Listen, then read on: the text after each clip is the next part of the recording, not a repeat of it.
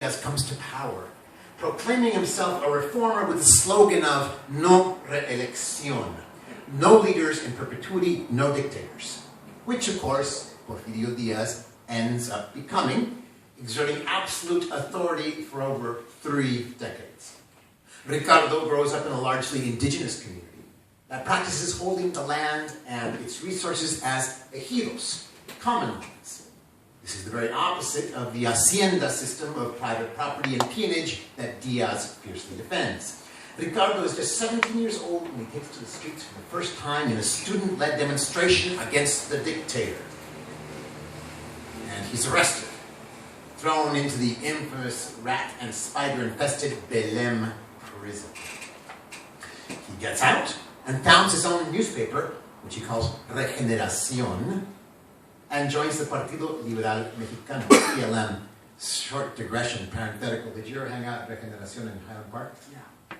Anybody know what we're talking about? Regeneración in Highland Park? Anybody? No? We fought the police. You want to just briefly open up the parentheses and say what Regeneración was? Well, Regeneración was a space out in Highland Park that, there was a lot of people involved, but Zach de la Rocha from Rage Against the Machine was one of the people that pretty much helped found that place. But there was another independent cultural space in the barrio, and it's where all the bands started. There was a lot of movement happening there. There used to be a bookstore. But most importantly, it was actually where the National Commission for Democracy in Mexico, which was the United States representative of the EZLN, was organizing out of Regeneración. So we had a direct connection with EZLN and the representative that they had announced to represent the Zapatistas here, which was a Chicana organizer from El Paso, came to Highland Park and helped organize with us our value there. So it's a stable part of our history, our Zapatistas, our Chicanos, in this generation. And invoking, consciously, it's not a coincidence, consciously invoking the name of Ricardo Flores Magon's radical newspaper, Regeneración, 100 years ago, which began here in the United States and was published in Los Angeles for many, many years. In Spanish and English and Italian, by the way. So, close parentheses.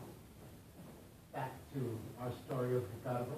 He gets out, founds the newspaper, and joins the Partido Liberal Mexicano, PLM, and he's arrested. He emerges from Belém prison after 11 months and promptly goes back to muckraking. He's arrested again, 4 more months in Belém. A few days after he's released, he hangs a banner from the balcony of his newspaper that reads, La Constitución ha muerto. The Constitution has died. And he is arrested.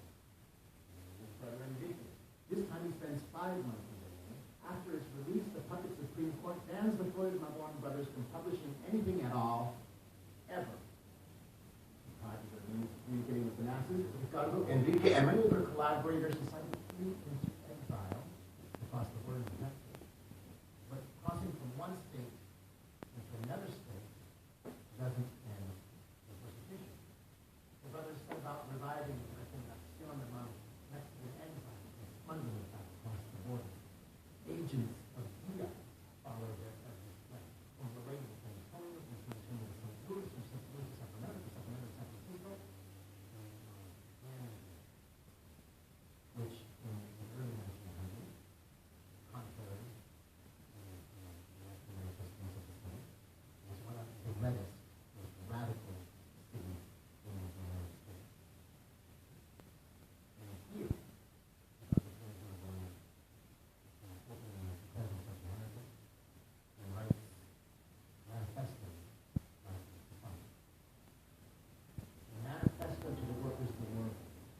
This formidable struggle of the 2 social classes in Mexico is the first act in a great universe of cataclysm which will very soon break upon the scene all over the planet, and whose final act will be the triumph of the magnanimous formula of liberty, equality, and fraternity, which the bourgeois political revolutions have not been able to translate into physical reality because these revolutions have not here to break the dorsal spine of tyranny, which is capitalism and authoritarianism.